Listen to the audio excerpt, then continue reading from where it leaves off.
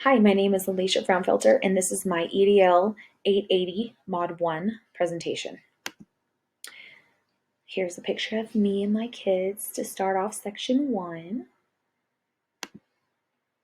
My name is Alicia. I was born and raised in Elkhart, Kansas, which is a very small town in extreme southwest Kansas. We're right on the border of Oklahoma and 8 miles away from Colorado. Um, Currently, I am the middle school, high school band director and geometry and algebra 2 teacher at the high school. I have 3 kids, Kelby, who's 10, going to be 11 on Friday, Corey, who is 8, and Kinley, who is 6. And as you can tell, their personalities through their pictures, they keep me very, very busy. Um, I did take some time away from the classroom to stay home with them when they were babies. But before they were born, I was teaching band and math, science, and social studies in the 5th and 6th grade. I received my undergrad degree from Colorado State University, Pueblo in 2007 in elementary ed, and I have been working for the Elkhart District my entire career. I wear several hats for the district. I'm a member of our building leadership team, assistant volleyball coach, theater director, sophomore class sponsor.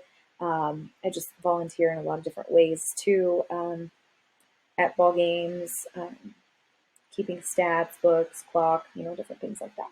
Things that you have to do at a small school for the kids to be able to participate in all the things they participate in. So um, I still have a huge passion for my job. I love my kids, and I just can't imagine myself doing anything but what I do. So on to section 2, school culture. Um, this definition by Inclusive School Communities was pretty thorough to me. The collective norms, attitudes, ideals, and behaviors that characterize a school and are demonstrated by school leadership, teachers, students, and the larger community. I really liked that in this definition. It encompassed not only teachers, not only leadership, not only students, but everyone involved in the school in any way. A positive school culture would consist of shared norms, common beliefs, and traditions. It can impact nearly everything that happens on and off campus, feels energetic and upbeat. Students are seen as the purpose and not the problem. Teachers and students work together toward a common goal or vision, and they share strong bonds.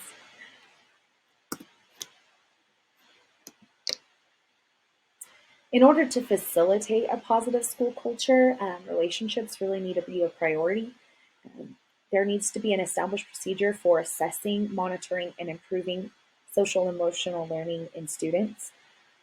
Innovation needs to be encouraged in the classroom, incorporating student voice and choice, focusing on the 3 C's, caring, collaboration, and communication.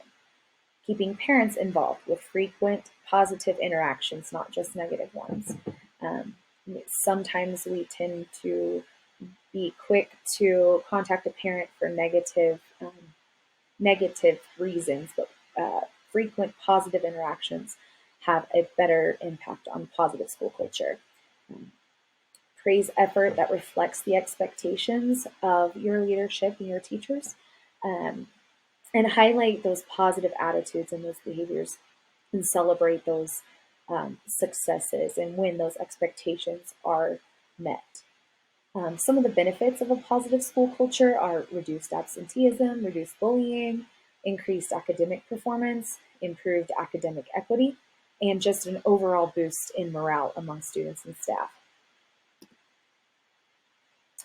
An inclusive, supportive school culture involves valuing and ensuring the full participation and belonging of everyone, um, promoting a shared vision of student success where every student has their best opportunity to grow and achieve their greatest potential.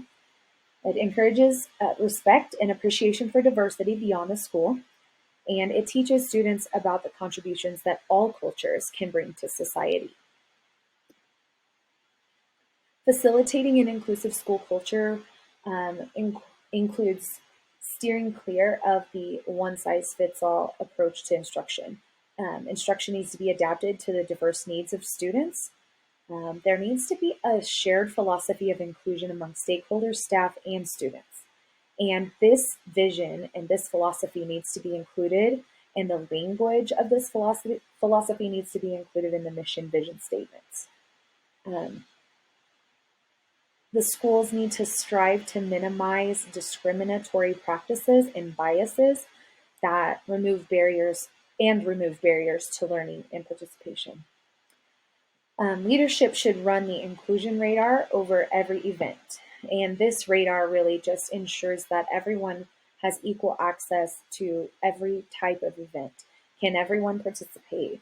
Is there going to be any group that might feel excluded from an event? This inclusion radar is an important tool that leaders need to be using.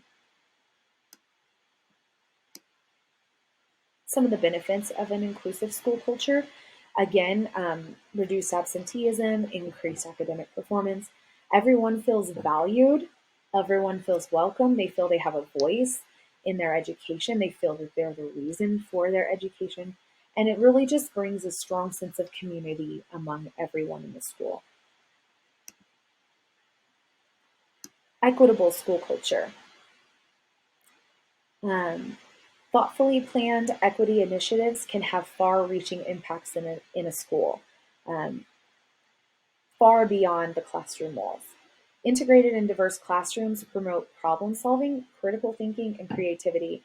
And in my experience, these are three things that our students today at my school are really struggling with: um, the critical thinking and the problem solving, thinking outside the box.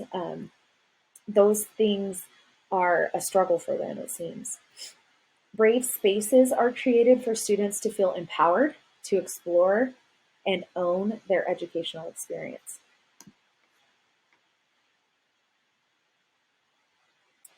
Facilitating an equitable school culture, embrace difficult conversations. Some of the things that we have to discuss to overcome biases aren't comfortable, and we have to be okay having difficult conversations in order to create fair policies. Um, I think a lot of times we get stuck in our ways and we do things the way that they've always been done, and it's time for us to be brave enough to embrace those difficult conversations. We need to be explicit about the expectations and values of the school.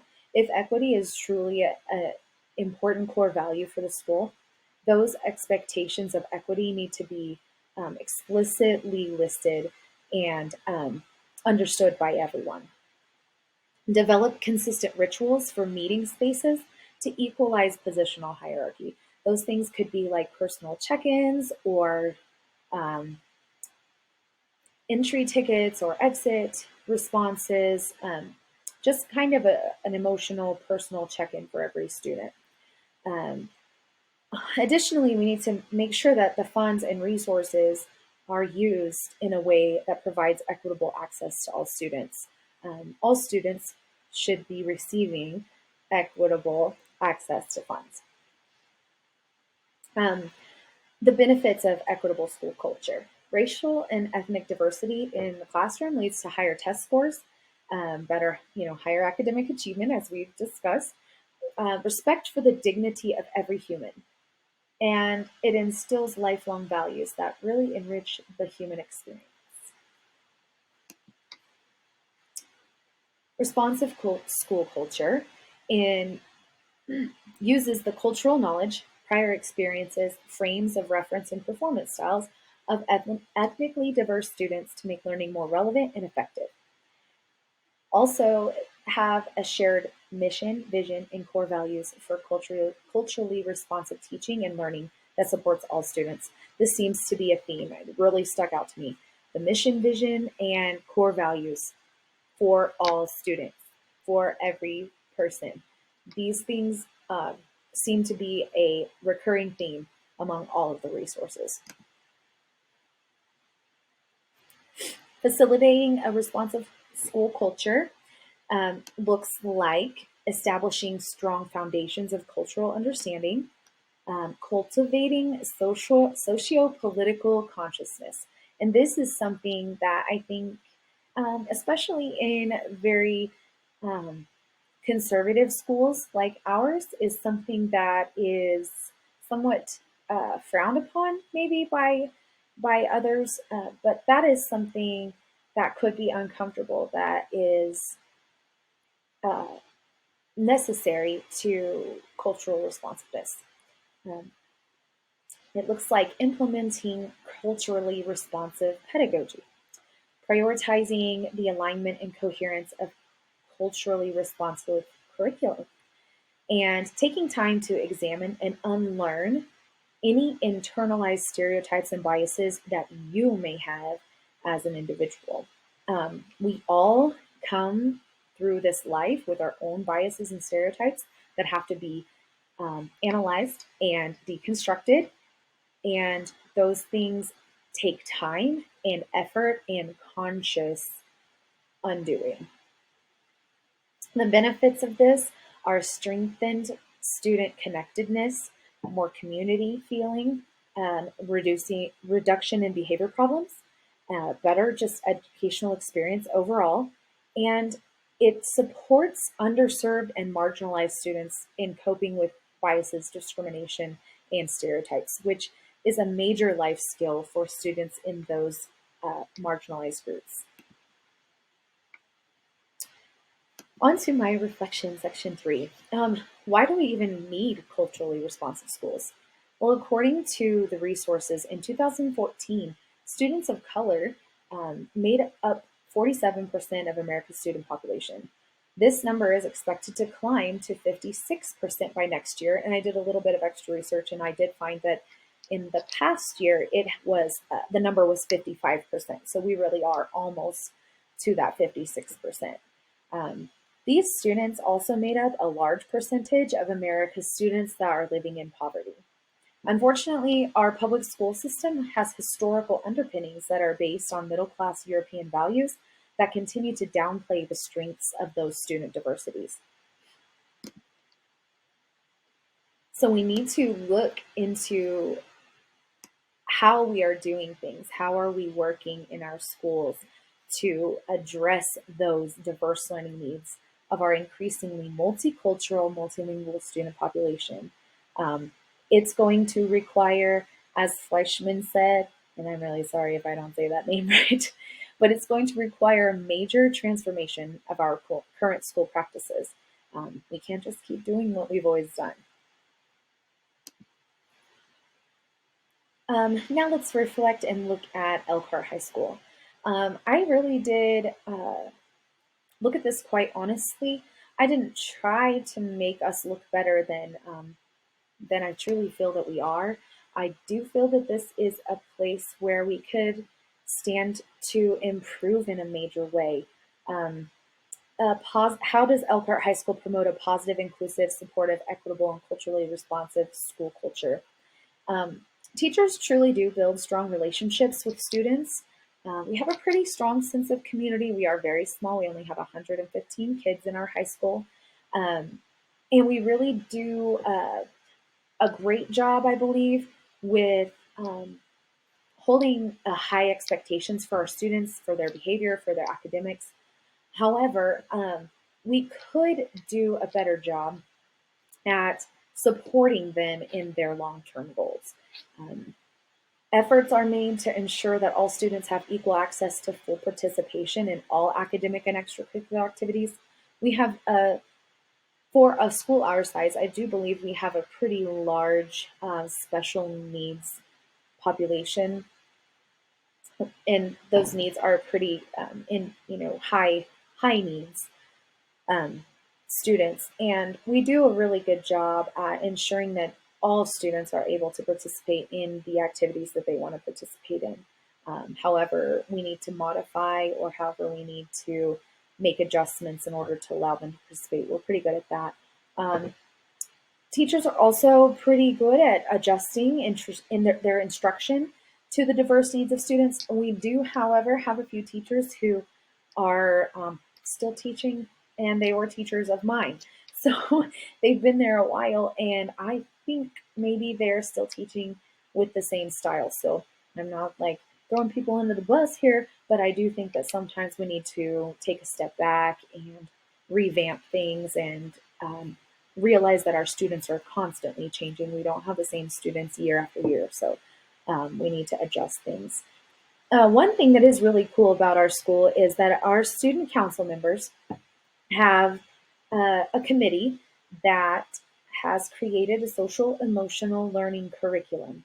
Um, they have developed this curriculum for specifically for our students, and they have implemented it according to what our students have voiced that they need. If it's a need for how to handle stress, then they will create lessons and activities to help students deal with stress. If it is just a mental health awareness um, thing that the students are expressing a need for, if it's goal setting, if it is uh, um, how to have positive attitudes, all those things that our students are creating that curriculum and implementing it. They're teaching the lessons, they're helping one another. And that's a really cool thing that has built some community among kids. And teachers also, we have been using the Fast Bridge Sabers and My Sabers assessments to assess the student's social emotional status. We do this every semester on every student. All of the teachers have input on that, and the students all take a self-assessment as well. And we use the results of these FastBridge Sabers and My Sabers assessments to drive the direction of our SEL curriculum. And how does the culture at EHS compare and contrast to the research? Well, again, because my school is very small and we are very rural, there is really not a whole lot of cultural and ethnic diversity. I mean, we have middle class, working class, Caucasians for the majority. We do, however, um, we have some diversity. Our staff does not reflect that diversity that we see in the student population. I also do believe that there could be some significant biases and stereotypes, maybe that the staff is holding unintentionally and that they wouldn't believe to be harmful, but I do believe they could be impactful. And if those biases and stereotypes were undone, I believe that it could be beneficial for our school culture, for the improvement of our school culture. Um, Efforts are made to ensure that all students feel welcome, valued, and part of the community. We have a great ambassador program where our current student leaders are ambassadors for new students. Um, we are having a small problem when students come in that don't speak English. We don't have very many ambassadors that are bilingual, so that is something that I think we could improve on. And in contrast to the research, now that I'm reflecting on it even more, our mission and vision do not explicitly express values of inclusion or cultural responsiveness. However, they do say, our mission statement does say that we strive to allow every student to reach their full potential. So that does correspond with the research, but there aren't specific words, there's not vocabulary of inclusion included in our mission vision statement. So I believe that's something we could do better at. Um, Again, the biases and stereotypes could be broken down, and I believe that could just help our school and the community as a whole to bring a sense of belonging to everyone. How does EHS support the emotional success and well-being of every student? Again, that individualized social emotional curriculum that our staff and student leaders are creating and implementing is a pretty big thing.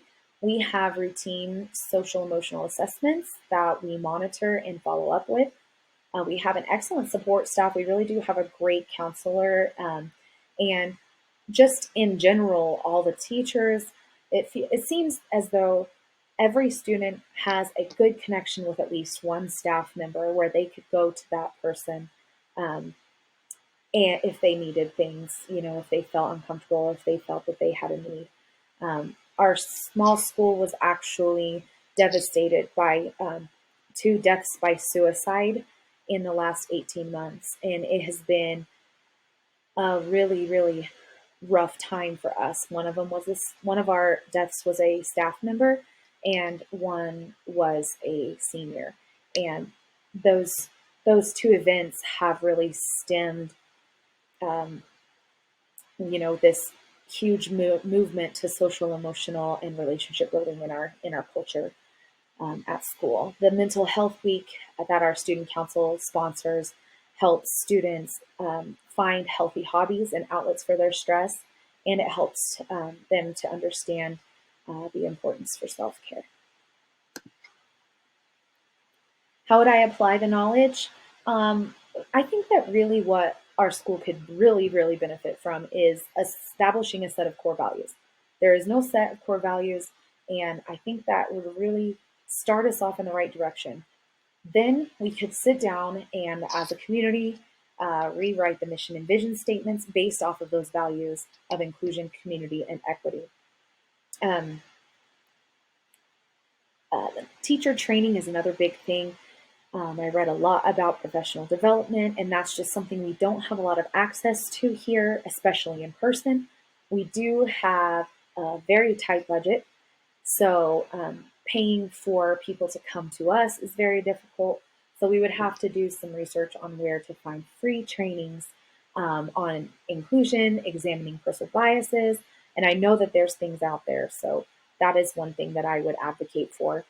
Um, just continue to focus on relationships and communication, positive attitudes from the leaders at the top all the way down to the very bottom, and just create more consistency in their expectations for behavior and discipline for misbehavior. Those are some changes that I would make. Concluding statement, the most magical moments arise when school leaders empower fellow educators with positive school culture routines that elevate academic and social emotional growth. I really like that quote. And this assignment correlates to the standards because it provides me with the background knowledge needed to support the current and future well-being and success of each student and adult in my future as a building administrator. Through the resources, I was provided with a wealth of information on how to facilitate and maintain a supportive, equitable, inclusive, and culturally responsive school culture. Additionally, I was able to apply this knowledge to my current school setting and evaluate the effectiveness of the systems and supports we currently have in place and brainstorm ways to improve these systems. This assignment is relevant to my current learning because it gave me a broad background of how to cultivate, foster, and maintain a culturally responsive, inclusive, positive, and equitable learning environment for all students. This critical analysis of the assigned resources provided me with a deeper understanding of culturally responsive school culture and the role teachers and admin play in ensuring that all students and adults are given their best opportunity to reach their fullest academic and social emotional potential, and to lead healthy, empowered, and rewarding lives beyond school. It allowed me to evaluate the unintentional biases that I may have and explore ways to eliminate these biases. This assignment has also prepared me to lead efforts to develop and maintain a positive, supportive, equitable, inclusive, and culturally responsive school culture by providing me with a portrait of what this type of school culture looks like in action. The resources I analyzed gave actionable steps that I can take in order to lead my future students and staff toward a positive and culturally responsive school culture. In the resources, I learned how important a mission and vision statement based off of a set of established core values is to building an inclusive and equitable culture. This assignment has also helped me realize that unintentional biases and stereotypes definitely still exist, and we have to be intentional about deconstructing them in order to ensure the emotional and academic well-being of all students. These are my references, and I look forward to getting to know everyone virtually through this class, and hope everyone